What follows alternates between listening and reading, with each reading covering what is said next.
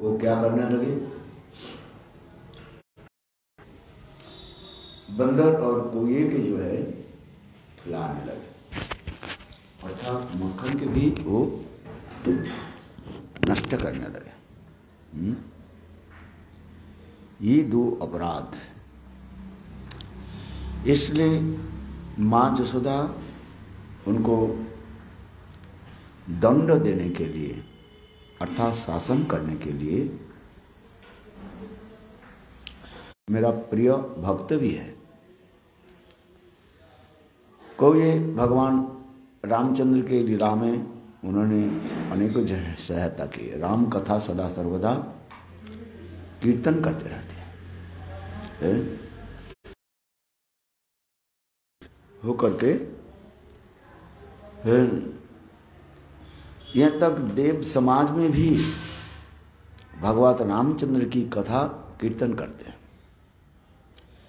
भगवान कहते हैं मैं प्रसन्न होता हूँ किससे, यदि मेरी कथा को कोई कीर्तन करे। नाहं बसामि वैकुंठे न च जग्न हृदय च मद्भक्त जत्र गायन्ति तत्र तिष्ठति, प्रकट हो जाता।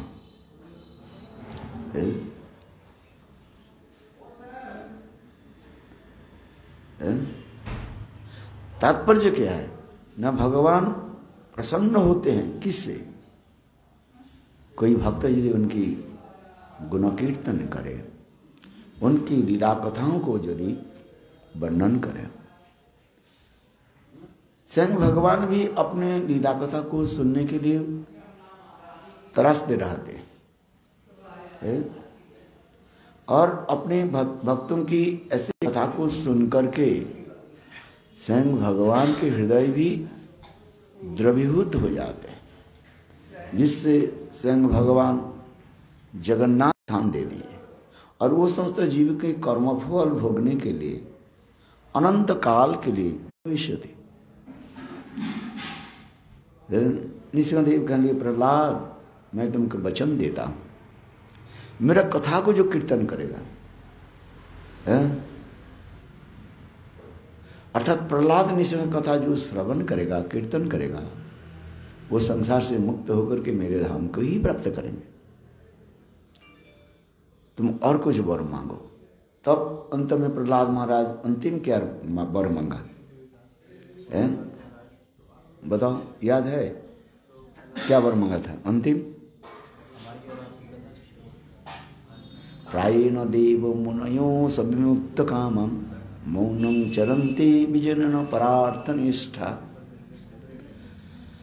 प्रहलाद महाराज कहने लगे, प्रभु इस संसार में जो अपने भजन आदि करते हैं वो अपने उद्धार होने के लिए प्रयास करते हैं, वो स्वार्थी है, किंतु मुझे ऐसे वर दीजिए मैं आपके भजन भी करूं और साथ ही साथ आपकी कथा सर्वत्र प्रचार करो। भगवान नृसिंहदेव बहुत प्रसन्न हुए। आचार और प्रचार, अपने स्वयं आचरण करे अर्थात भगवत भजन करे और साथ ही साथ भगवान की महिमा कीर्तन आदि करें, है भगवान प्रसन्न। इसलिए हम इसलिए कह रहे हैं, टीकाकार कहते हैं ये कृष्ण कौए के प्रति इतने प्रसन्न क्यों है, न वही काकभुसंडी से वंश में आए हैं। काकभुसंडी कोई शरीर धारण करके सदा सर्वदा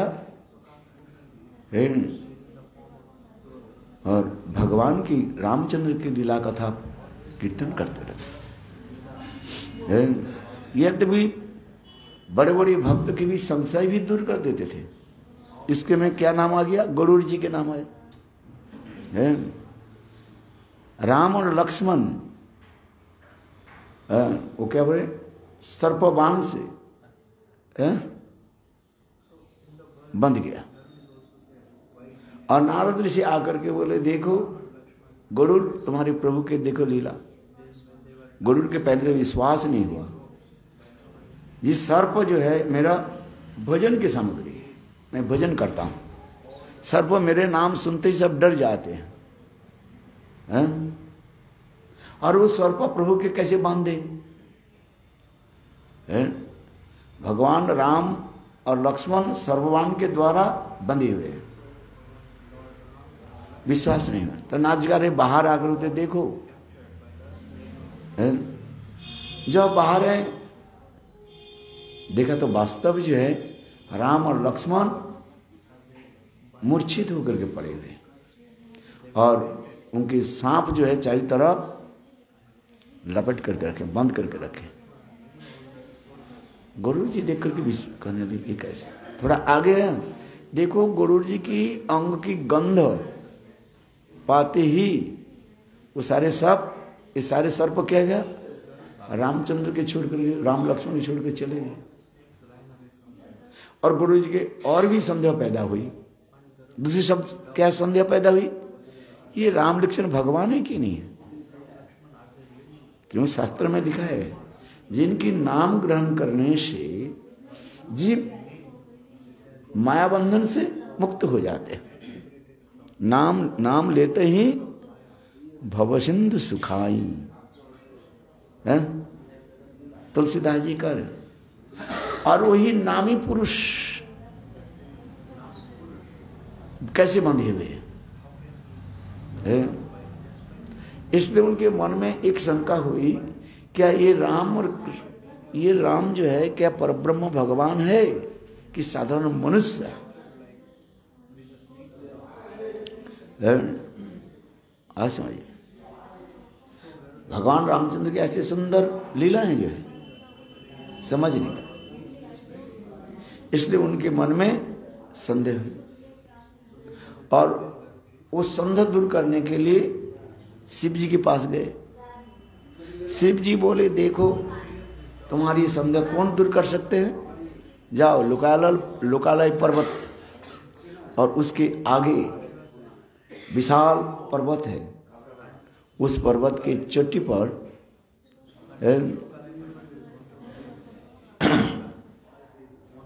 पक्षी समाज में विराजमान है काकभूषणी, वो तुम्हारा संशय के दूर करेंगे। और गरुड़ जी तब उड़ करके चलने लगे। उस समय देवी पार्वती शिव जी के कहने लगे, हे नाथ आप तो सब जानते हैं त्रिकालज्ञ को, आप उसके संशय क्यों नहीं दूर क्यों नहीं कर दिया? तब शिव जी बोले देखो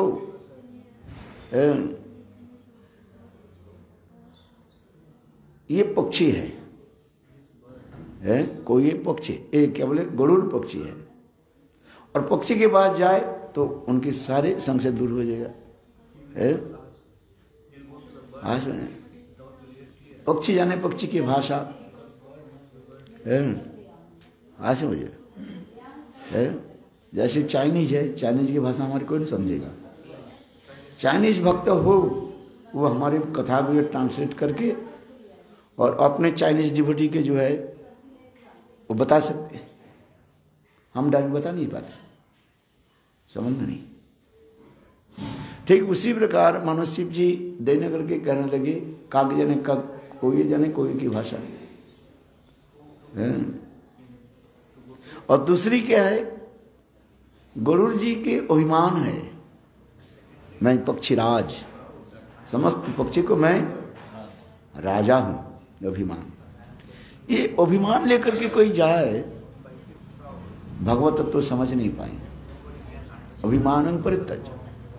इसलिए शिव जी कहने लगे, हे देवी पार्वती, गरुड़ जी के अहंकार भी दूर करने के लिए मैंने उनको कहाँ भेजा?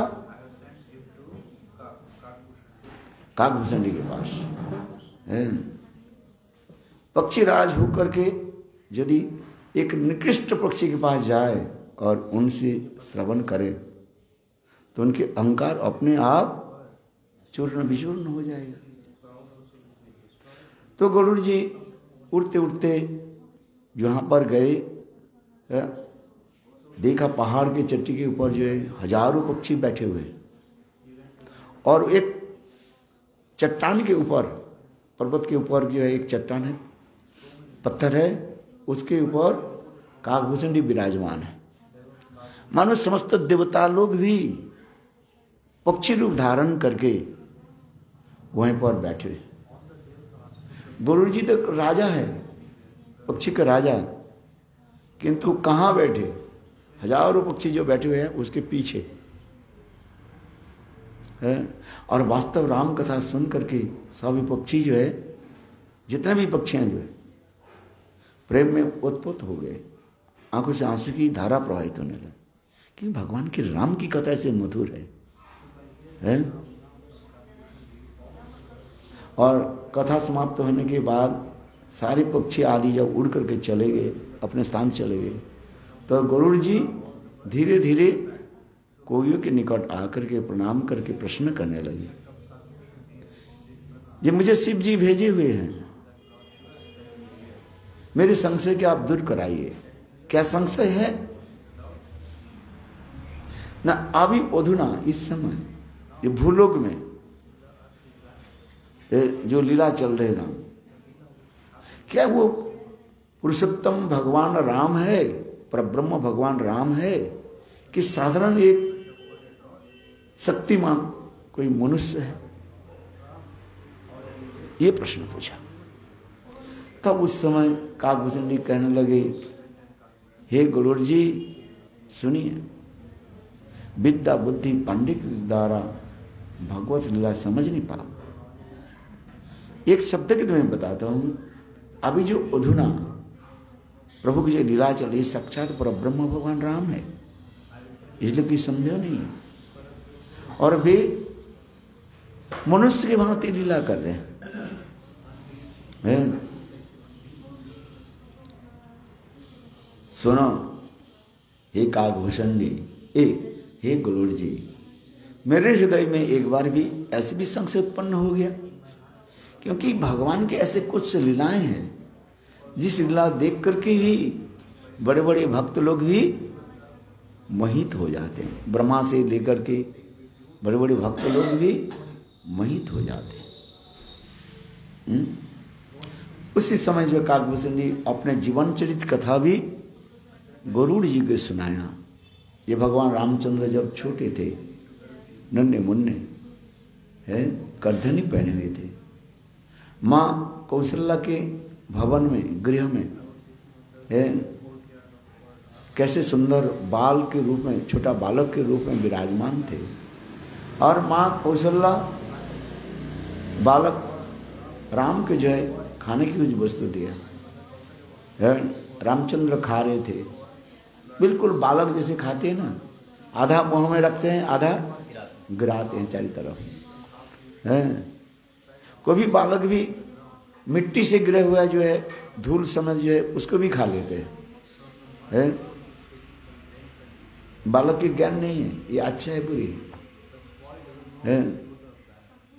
तो उसको देख करके, और एक समय क्योंकि मेरे मन में ये हुआ, ये प्रभु के ऐसे लीला, सुंदर लीला है, मैं प्रभु के थोड़ा उच्छिष्ट प्रसाद मुझे मिल जाए है। तो ऐसे में विचार करके मैं प्रभु के पास गए, और उसमें माँ कौशल्या किसी कारण से जो है अंतर्गृह में चली गई। और मैं जब रामचंद्र के पास गए, बालक रामचंद्र है, और वो मुझे देख करके रोने लगे। उस समय मेरे मन में एक शंका हुई, ये परब्रह्म भगवान है, भगवान में क्या गुण है? सर्वज्ञता है। क्या प्रभु मुझे पहचान नहीं पाया? मैं उनके सेवक हूं है? और प्रभु मुझे देख करके रोने लगे है? और प्रभु कैसे रोना देख करके मैं भयभीत हो गया, क्या करें? तो मेरे मन में भी वो संशय हो गया है, ये प्रभु है कि नहीं है? फिर पुनः मैं गए और देख रहे भगवान रामचंद्र, बालक रामचंद्र रोने लगे साधारण बालक के भांति है। और फिर मैं क्या देखा, मेरे संशय के दूर कराने के लिए संग बालक रामचंद्र ने क्या की, मुझे पकड़ने के प्रयास किए। तो मैंने सोचा कि बालक मुझे, यदि परब्रह्म भगवान नहीं हो, साधारण बालक हो, तो मुझे पकड़ करके गला ना दबा दे, इसलिए मैं भागने लगे।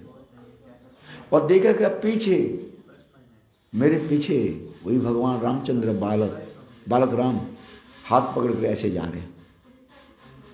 मैं अनंत ब्रह्मांड घूमते घूमते घूमते थक गया। देखा वही बालक राम है, वही जो बालक राम, उनके हाथ में जो दूध कटोरी जो है भजन के छोटा जो पत्र है, और उसी हाथ में पकड़े हुए हैं, एक हाथ में और दूसरे हाथ ऐसे करके जा रहे। मैं तो डर गया, कहीं प्रभु ने मुझे कहीं हमें पकड़ने ले। अनंत ब्रह्मांड घूमते घूमते जब मैं थक गया, अंत में प्रभु के शरण दिया, हे प्रभु राम मुझे कृपा करो। उस समय भगवान बालक राम हंस दिया। मैं उनके मुंह में प्रवेश किया, और मुंह में उनके प्रवेश किया, रामचंद्र के मुंह में प्रवेश किया और उनके पेट में चले गया। देखा वही लीला चल रही, वही भगवान रामचंद्र के पेट में भी वही लीला चल रही। अनंत करोड़ ब्रह्मांड उनके पेट में है, अनंत ब्रह्मांड उनके लीला चल रही है। मैं स्तव स्तुति करने लगे, प्रभु मेरी समझ में कृपा करें। इसके बाद भगवान रामचंद्र हंस दिया। फिर मैं उनके पेट से बाहर आ गया, और बाहर रख करके देखा वही प्रभु राम माँ कौशल्या के आंगन में वही जो है भजन आदि कर रहे हैं, साधारण बालक के भांति। तो मैं बार बार प्रभु के प्रणाम करके मैं दूर बैठे विचार करने लगे, जानन्ते वो जानन्तो। कोई कह दे ये भगवान की कथा, भगवान की लीला में समझ गया, जान लिया, उनके कहने दो, बहुत तानी। ब्रह्मा जी स्तुति है ना, ब्रह्मा जी भी कहते हैं, हे प्रभु कोई कह दे ये आपको लीला को मैं समझ गया, आपके बारे में मेरा सब कुछ ज्ञान हो गया, उठ के कहने दो। किंतु वास्तव रूप में आपको लीला को समझना किसी के लिए संभव नहीं है। आपकी कृपा बिना, आपके अनुग्रह बिना आपकी कोई समझ नहीं पाए। इस प्रकार प्रणाम करके बार बार मैं उस स्थान को छोड़कर चले गए। ठीक उसी प्रकार काकभूषण जी कहने लगे, हे गुरु जी पक्षीराज, मेरे बात सुनो, वही स्वयं पर ब्रह्म राम है, लक्ष्मण है, लोकवत्तो लीला कैवलम, मनुष्य के भांति लीला कर रहे हैं, इसलिए संशय करना नहीं चाहिए। तो मेरे कहने की तात्पर्य है, स्वयं कृष्ण कुएं के क्यों खिला रहे हैं ना, वही जो मानो गरुड़ के एक काकभूषण के वंशधर है सब है, और ये लोग में इनके वंशधर में ये लोग मेरा नाम प्रचार जगत में किया है। इसलिए वो कुएं की देख करके मेरा हृदय में दया भाव उत्पन्न हुई। मैंने सोचा चलो मैं क्या खिलाऊं, ऐसे मैं मक्खन को खिलाया। दूसरी बंदर भगवान रामचंद्र की लीला में भी है। कृष्ण विचार करने लगे, राम लीला में ये बंदर आदि जो कितने सेवा आदि की है, किंतु मैंने उनकी खाने की कोई व्यवस्था नहीं की थी। लंका में कितने दिन युद्ध होने लगे, किंतु उनके भोजन की कोई मैंने व्यवस्था नहीं किया। वे लोग अपने आप इधर से उधर से जंगल से थोड़ा सा फल है ग्रहण करके मेरी पत्नी सीता के उद्धार के लिए कितने कष्ट किया, युद्ध किया। मैं भोजन की कोई व्यवस्था नहीं किया। चलो अभी ये बंदर हमारे पास है, इस बंदर को मैं थोड़ा भोजन की व्यवस्था कर देता हूँ। ऐसे मानो विचार करके भगवान कृष्ण वो बंदरों को जो है मक्खन खिलाने लगे। हाँ, आइए जिस कथा में आगे चलते हैं, कथा को जो है माँ यशोदा पीछे खड़ी हुई, देखा नटखट बालक गोपाल क्या कर रहे हैं, कृष्ण क्या कर रहे हैं। ऐसे सुंदर ताजे ताजे मक्खन के भी वो नष्ट करे, कोई और बंदर को खिला रहे। इसलिए माँ यशोदा विचार में उसको दंड देना चाहिए। इसलिए माँ यशोदा गोपाल के दो अपराध के जानकर उसको दंड दे रहे हैं। याद रखना क्या क्या अपराध है। एक जो है दधि मंथन की जो भंड जो है उसको फोड़ दिया और सारी दुग्ध जो है चारों तरफ आंगन में फैल गया है। और गोपाल वो भी देखने लगे साधारण बालक की भांति ये दूध कैसे निकल रहा है, किंतु उसे पता नहीं था दूध चारों तरफ फैलते फैलते उनके पैर की भी भिगो दिया। और गोपाल चलते चलते कहाँ गए, दूसरी कक्ष में जहाँ पर ताजे ताजे मक्खन को जो है रखा गया और गोपाल के चरण के छाप जो है उस स्थान पर पड़ गए। इसलिए माँ यशोदा देखा गोपाल कैसे सुंदर चरण चिन्ह जो है ध्वज वज्र अंकुश आदि समन्वित जो चिन्ह गोपाल के चरण चिन्ह देख करके माँ यशोदा उसी कक्ष में गए और गोपाल के ऐसे वृत्ति देख करके माँ यशोदा के क्रोध आ गया है। एक तो भांडा भी फोड़ दिया, सारे दुग्ध आदि को क्या कहते हैं नष्ट कर दिया, और दूसरी भी देखो ये मक्खन की भी कैसे नष्ट कर रहे हैं। इसलिए माँ यशोदा हाथ में लट्ठी लेकर के दरवाजा के सामने खड़ी हुई। जब माँ यशोदा जब आई तब उस समय बंदर और पक्षी आदि माने कोई आदि सब भगने लगे, इधर उधर जाते। इतने समय तो मक्खन तो खा रहे थे है? कौए और बंदर मक्खन खा रहे थे इतने समय। और जब माँ यशोदा आई तब सारे कौए और बंदर भगने लगे। उसको देख करके कृष्ण विचार करके भाग रहे थे है। तो कृष्ण ने क्या कि पीछे मोड़ करके देखा है, ऐसे पीछे देखा क्या माँ यशोदा खड़ी हुई है और हाथ में भी लाठी है।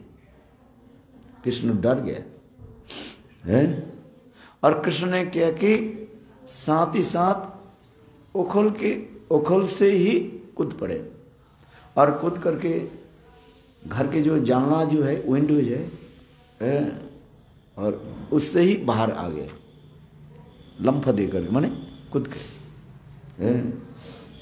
हाँ समझे, कृष्ण भी एक्सपर्ट है हाई जंप और लॉन्ग जंप है। कृष्ण कर्ण नहीं है, कृष्ण सबर करके सुशिक्षित है। हाई जंप और लॉन्ग जंप जानते हो है, यहाँ से यहाँ कितना दूर तक आप कूद सकते हो और लॉन्ग जंप या कितने हाइट आप छलांग लगा सकते हो। तो कृष्ण उसी प्रकार मानो हाई जंप और लॉन्ग जंप दे रहे हैं, अर्थात ओखल के ऊपर जो माने खड़े हुए थे उससे इतने जोर से कूदा है और बिल्कुल जानला के सामने आ गए और जानला से फिर दोबारा कूदी है और कूद करके बाहर आ गए। कल मैंने बताया था कृष्ण कहाँ दौड़ रहे हैं, राजपथ में राजमार्ग में चल रहे हैं। कृष्ण बहुत इंटेलिजेंट है, विचार करने लगे यदि ब्रज के अली गली होते हुए मैं दौड़े तो माँ यशोदा मेरा पीछा करेगी, और यदि मैं राजपथ होते हुए दौड़े है लंबे प्रशस्त रोड पर जो वहीं पर अनेकों जो है लोग रहते हैं काम आदि कर रहे हैं, इससे शायद माँ यशोदा मेरे पीछा धन्यवाद पीछा नहीं करी। ऐसे विचार करके गोपाल ने क्या कि छोटे छोटे ओली गली को छोड़ करके राजमार्ग में चलने लगे, दौड़ने लगे। और माँ यशोदा भी गोपाल के पीछे दौड़ने लगे। ये गोपाल का जी मुझे पकड़ना है, उनको दंड देना ही तो है। अथवा दूसरी विचार करने, माँ यशोदा विचार करने लगी, यदि गोपाल को मैं पकड़ करके घर में नहीं लाया तो गोपाल फिर घर में लौटेंगे नहीं और ना जाने कहाँ चले जाएंगे। हमारे गोपाल थोड़ा जो है अभिमानी भी है, तो मैं कहाँ ढूंढते रहो, इसलिए नहीं, गोपाल को मुझे पकड़ना है। इसलिए माँ यशोदा गोपाल के पीछे पीछे दौड़े, अंत में जाकर के परामृष्टमत्तं तद्रुत गोपा, गोपाल जिस वेग से दौड़ रहे थे उससे अधिक वेग से माँ यशोदा दौड़ करके गोपाल के पीछे भाग को पकड़ लिया। कल यह मैं बताया क्यों पीछे भाग के पकड़ा। परामृष्टमत्तं तद्रुत गोपा, माँ यशोदा गोपाल को पीछे विभाग ऐसे पकड़ ले। इसके बारे में भी हम लोग काल आलोचना की और अंत में गोपाल को शासन करने लगे। ये गोपाल तुमने माखन चोरी क्यों किया? गोपाल ने कहा हम कहाँ माखन चोरी किया? अरे चोर कृष्ण क्या बोले, गोपाल क्या बोले? अरे मैया हमारे कुल में चोर है ही नहीं, चोर तो तेरे कुल में ही है। अर्थात माँ यशोदा के कुल में कोई एक चोर घोषणा में कोई व्यक्ति थे, इसलिए गोपाल कहने लगे मैया तेरे घर तेरी तो कुल में चोर है, हमारे घर में चोर नहीं, हम चोरी क्या करें। गोपाल भी ये भी सत्य करे, विश्व ब्रह्मांड सभी वस्तु भगवान की है। ईशावश्य सर्वमिदं यत्किंचन जगत तेने तक्ता भजन्ति मां कृत कस्य सिद्धनम। इस संसार में जो कुछ भी देख रहे हैं सब तो प्रभु का ही है? सब कुछ भगवान से सृष्टि हुए और भगवान के तरह सब कुछ संरक्षित है। अंत में भगवान में जाकर सब कुछ विलीन होता है। जतुबा इमानी भूतानी श्लोक में उपनिषद में कहा भगवान से प्रकट हुए, भगवान के रक्षित है। अंत में अंत काल में प्रलय में वैसा भी सूक्ष्म रूप में भगवान में जाकर के ही विलीन होता है। तो उसी प्रकार भगवान मानो कहने लगे जी मेरा ही वस्तु है। सृष्टि स्वयं सृष्टिकर्ता कौन है? भगवान है। तो भगवान सृष्टि स्थिति प्रलय की तरफ है सब। तो आज वो माखन चोरी कैसे करेंगे? ये तो माखन तो उनका ही है? मानो इस प्रकार कृष्ण तत्व दर्शन आदि के द्वारा हमें समझाने लगे। साधक उसी प्रकार विचार करें, ये संसार के सारे वस्तु प्रभु के ही है? प्रभु से सब कुछ निकले हुए, भगवान की वस्तु हम भगवान की प्रदान करें। इसी गीता में तो भगवान कहते हैं ये अर्जुन तुम जो कुछ भी देख रहे हो सब कुछ मुझसे ही प्रकट हुए और मैं छोड़ करके संसार में किसी वस्तु की स्थिति है ही नहीं है? जो कुछ भी ये दिख रहे जड़ चेतन सभी भगवान से ही प्रकट हुए। यह तत्व विचार है। तो इस प्रकार कृष्ण मानो इसी प्रकार तत्व सिद्धांत भी कहने लगे मां से तो मैं चोरी कैसे, चोर कैसे होगा? अपना वस्तु है? मैंने अपने कमाई करके कोई पैसा मुझे प्राप्ति अर्थ और उससे मैं कोई सामान को खरीद करके लाया और उसी सामान को वस्तु के मैं स्वयं खा रहा हूं तो मैं चोर करता। ठीक उसी प्रकार मानो कृष्ण ये तत्व संदर्भ हमें देते हैं। इस संसार में जो कुछ भी है सब प्रभु की देव है, तथापि भगवान कैसे करुणामय है। कहते हे जीव ठीक है तुम अभिमान रखते हो ये मेरा है, ठीक है कोई भी बात नहीं है, अभिमान रखो, किंतु तुम अपने वो वस्तु भोग करने के पहले उसके अग्रभाग मुझे अर्पित कर दो, है? और मैं ही पुनः ये प्रसाद के रूप में तुम्हें ही वापिस कर दूंगा, है? ठाकुर जी का हम भोग लगाते हैं, है? लड्डू कचौड़ी मिष्ठान्न अनेक प्रकार के ठाकुर जी के भोग लगाते हैं। ठाकुर जी साक्षात में भोजन कर लेते हैं। हम तो देखा थे पुजारी जैसे ठाकुर जी के भोग रखा था, थाली तो ऐसे ही पड़ा हुआ है, तो ठाकुर जी कहाँ से खाए? बोले नहीं, ऐसे संशय मत करो, साक्षात भगवान तुम्हारे दिए वस्तु के ग्रहण किया। पत्र पुष्पम फलम तोयम जो में भक्ता प्रयच्छते, भगवान उसके करते। अस्नामी, स्वयं भगवान कहते हैं तुम्हारे साक्षात वस्तु के मैं ही भोजन करता हूं। इसी लीला को फिर स्पष्टीकरण करने के लिए अन्नकूट महामहोत्सव दिखाया गया है। कल और परसों जो अन्नकूट महामहोत्सव होगा, उस कल हुआ है, तो उसमें क्या विचार क्या दिखा रहे? यद्यपि अनेक प्रकार की शिक्षाएं, अनेक प्रकार की लीलाएं हैं, ब्रजवासी के दिए सारे वस्तु के स्वयं भगवान गपागप खाने लगे और सारे ब्रजवासी भी देख रहे हैं, वर्णन होते जा रहे हैं। सारे ब्रजवासी जितने भी लड्डू कचौड़ी मोहन भोग पकवान जो कुछ दे और गपागप, और भी बोले खा ले, सारे खा लिया, और भी बोले लाओ लाओ आनो रे आनो रे आनो रे, ले आओ और मोर ले आओ। इसलिए आनोर गांव तक आदि अभी तक है। सारे ब्रजवासी लोग देखा कृष्ण एक स्वरूप में गिरिराज की रूप में प्रकट होकर के और सारी ब्रजवासी के द्वे वस्तु के भजन करने लगे। और एक स्वरूप में कृष्ण नंद जशोदा के पास छोटा बालक के रूप में खड़े रहे और कहने लगे देखो ये ब्रजवासी आपने को भी देखा इंद्र के भजन करते हुए? पर नहीं, देखो आज गिरिराज कैसे भजन कर रहे हैं। आप लोग के दिए हुए सारे वस्तु के गिरिराज भजन कर लिया है। और भगवान जब कहने लगे आनोरे ब्रजवासी लोग सब दौड़ गए अपने घर। फिर पुनः जो है बनाया और ठाकुर जी के भोग ठाकुर जी के रख दिया और ठाकुर जी भजन कर। कृष्ण देखा मेरे ब्रजवासी लोग बहुत परिश्रांत हो गया, सुबह से लेकर के अभी तक है वही बनाने में परिश्रम।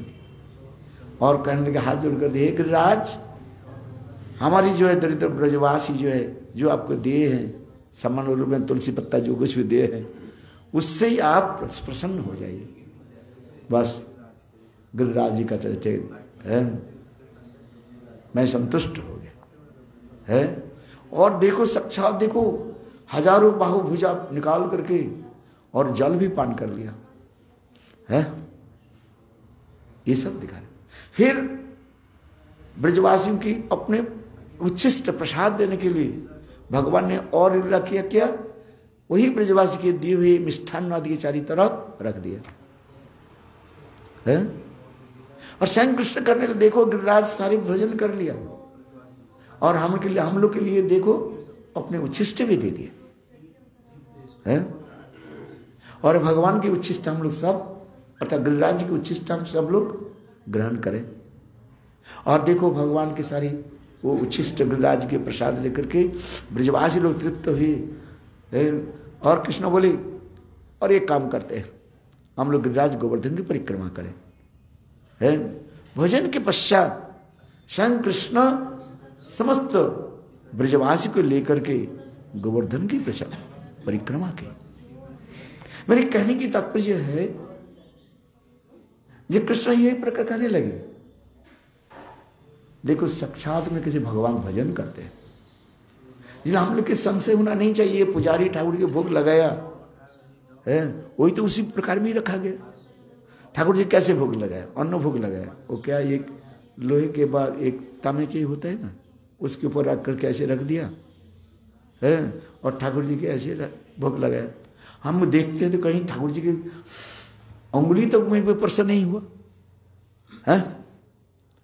है। जब महाराज का भोजन करने के लिए आप चावल देते हो इतनी सुंदर करके सजा देते हैं विशेष करके ठंडी के समय, क्योंकि जल्दी ऐसे दो तो बिखर जाएगा, वो जल्दी जल्दी ठंडा हो जाएगा। सेवा की भी परिपाटी है। गुरुदेव की सेवा ऐसे करते, ऐसे नहीं है चावल के दे दिया चारों तरफ, चावल के बिखरे करके गुरुदेव तुम खा लो। अरे 2 मिनट 10 मिनट के बाद वो चावल क्या हो जाएगा, ठंडा हो जाएगा। बुद्धि तो होनी चाहिए, तो कैसे देना चाहिए सेवा की बुद्धि ना, ऐसे सुंदर करके दो जिससे जल्दी वो ठंडी न हो जाए। विशेष करके ठंडी के समय है सेवा की वृत्ति होता है उसमें। ये नहीं है बस चामच से ऐसे उल्टा और दे दिया, थाली में बिखरे हुए खाओ, ऐसे नहीं। सेवा की भी एक परिपाटी होता है।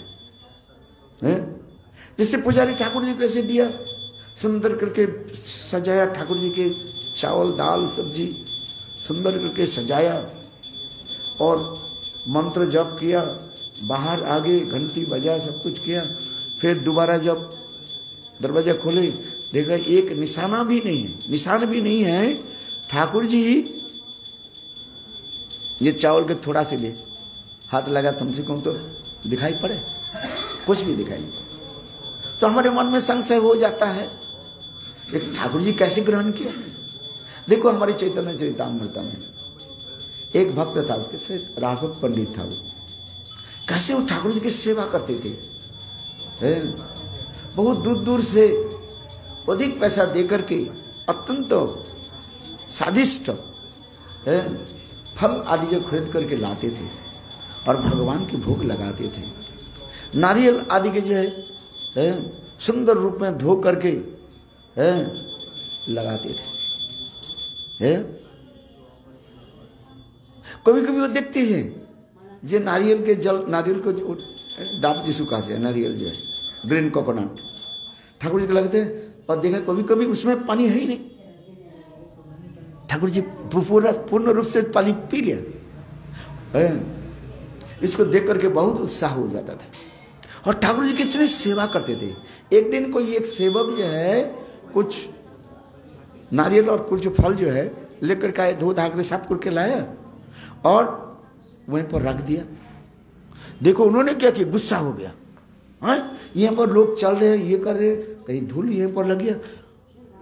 उन्होंने क्या कि वो फल को फेंक दिया। ठाकुर जी भोग नहीं लगाए हैं। फिर उन्होंने क्या कि बहुत पैसा दे करके दूर दूर से बाजार से सुंदर स्वादिष्ट फल खरीद करके लाए और सुंदर रूप में धो धा करके साफ सुधा करके ठाकुर जी भोग लगाए हैं। हम इसलिए कहते हैं, हम कभी कभी देखते हैं कुछ भक्त लोग जो है जैसे वो होता है ना, क्या बोले, अंगूर होता है और अंगूर के उसी समय ठाकुर भोग दे देते हैं, गुरुदेव की थाली में दे देते हैं। नहीं, उसमें कीड़े मकड़े क्या है देखना पड़ता है। तुम अच्छी तरफ से उसके धो साफ सुधार करो। सेवक के आजकल तो सेवक है, बोल दिया तो कहेंगे हम नहीं कर सकते, तुम बहुत चिड़चिड़ा हो। सद बोले तो कहेंगे ये गुरु नहीं है, इसके से खामती रबड़ तक अलग तो नहीं हुआ अभी तक। हाँ भाई, 2 शब्द श्लोक याद कर लिया ना। क्या श्लोक याद कर लिया? भाव साधक से श्लोक याद कर लिया। 9 प्रकार के लक्षण है ना। पहले लक्षण क्या है? खंत्र वर्तकालतम वृत्ति मान सुन्नता आशा बंधु समुत्कंठ। ये गुरु थोड़ी है, चिड़चिड़ापन गुरु है ये। मैं इतने कष्ट करके अंगूर खरीद करके लाया और दे दिया, कहते हैं इसको धोया नहीं है, इसको एक नहीं किया। अरे भाई, तुम्हारी कल्याण के लोग आते हैं, वो भाव में प्रवेश किया कि नहीं पिया किया तुम समझ नहीं पाओगे मूर्ख। कम से कम सेवा वृत्ति तो सुन। हाँ, मैंने बहुत समय भी देखा है, मुझे सामने नहीं कहा जाते, अरे इसका चिड़चिड़ापन आ गया। सीधी बोलो। अरे मैंने कहा देखो ये अंगूर के ठाकुर के भोग लगाया, फिर मेरे थाल में दिया है। जैसे बाजार में वो क्या बोलते हैं, थोक होता है ना ठाकुर जी, अंगूर का जो है उसमें भी सफेद सफेद सफेद वो लग जाता है ना, क्या लगता है पता नहीं, बैक्टीरिया जैसे लगता है। और उसी ठाकुर जी के भोग लगाए, वो भी हमारी थाली में दिए। कैसे मूर्ख है तू। जब मैं ऐसे में कहा दे तो मैं नहीं भाई ऐसे मत करो, है इसके अच्छी तरफ से धो धा करके ठाकुर जी के भोग लगा एक एक करके ना। हम लोग तो घर में ऐसे खाते हैं। अरे तू मूर्ख, घर में खाते वो। हाँ यदि बोले दो शब्द बोले सेवक के, कहते ये गुरु नहीं है, इसके खानते पड़ते तो नहीं आया अभी तक है, ये क्रोधी गुरु है, ये गुरु फुरु नहीं है कुछ, इसको छोड़ दिया जाए। मूर्ख है ऐसे। सदुपदेश दो तो बिगड़ जाते हैं। हाँ हम भी देखा कभी कभी, इसलिए कुछ कहते नहीं, जो दिया दिया जा सर नहीं जो दिया दिया क्या करे, क्या करे आप बताओ। है कलिकाल है ना, सेवक कहाँ मिले। अपने कर लो और जो दे रहे उसके सहन कर लो बस। अरे वास्तव में सत्य है कि नहीं है? नहीं, ठाकुर जी के कैसे। इसलिए तो चैतन्य चरितामृत में कृष्णदास कविराज वो उपाख्यान सुना है, वर्णन किया एक एक भक्त महाप्रभु की कैसे सेवा करते थे। सेवा की तो सुनो पहले, सुना ही नहीं, पढ़ा ही नहीं, और ऊपर ऊपर से ऊपर कुछ ग्रंथ ऊंची ऊंची श्लोक के याद कर लिया है। अभी तो साधन किसी कहते पता ही भी नहीं है, और वो भाव श्लोक पढ़ लिया और गुरु के ऊपर अप्लाई करने लगे। अपने ऊपर अप्लाई नहीं करता है। हाँ भाई क्या करें, कलिकाल है। इसलिए सेवक बोले ये गुरु के पास रहना उचित, मैं चला जाता हूँ। चल जा वहीं क्या करें, कलिकाल है। हमें कहने की तात्पर्य है भगवान की सेवा, इसलिए वो अपराधिक भाव ना देखे। ये पुजारी कितने सुंदर प्रेम से ठाकुर जी के भोग लगाया, ठाकुर जी उसको ग्रहण किया, और फिर ठाकुर जी कृपा करके वही प्रसाद को रखा। भगवान विग्रह होने की तात्पर्य यही दिखाया है। कई टीकाकार कहते हैं ये कलियुग में भगवान विग्रह रूप में, मौन रूप में क्यों धारण करते हैं? मौन विग्रह क्यों प्रकाश करते हैं? न कलियुग में सेवक मिलना बहुत कठिन है। जैसे दिया चलो मैं स्वीकार कर लेता हूं, कम से कम उसकी स्वीकृति बढ़ जाए। है मैं यदि बोलूं सनातन गोस्वामी पाद क्या बोले वो इसके भांति यदि बोले, ठाकुर जी बोले ना लोकनाथ दास गोस्वामी, विनोदी लाल बोले मेरे गर्मी लग रहे हैं पंखा करो, मुझे भूख लग रहे हैं, मेरे लिए रात 1 बज गया, मेरे लिए ये बनाओ वो बनाओ, तो शिष्य तो गए। इसलिए भगवान कहते हैं चलो कलियुग में मैं मौन विग्रह में प्रकाश होता हूँ। ऐसे प्रेमिक भक्त हो तो भगवान उसे कहेंगे, जैसे मैंने कहता लोकनाथ दास कहते, और नहीं तो कहते चलो जैसे दिया है, चिट्ठी भी उसके ऊपर चल रहे हैं, पानी भी डाल दिया है। आज समझ ठाकुर जी के भोग लगाते हैं, पानी को ऐसे शंख पानी का इतना डाल देते हैं बस पूरा भीग जाते हैं। बोलते थे भुना हुआ पापड़ दिया, नहीं पानी देना ही पड़ेगा।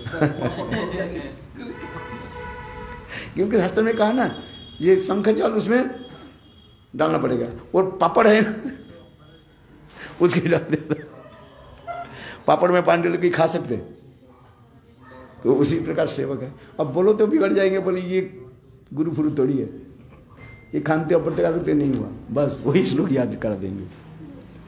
है भगवान की सेवा है। अभी महाराज जी पाठ करेंगे, मैं समाप्त करता हूँ।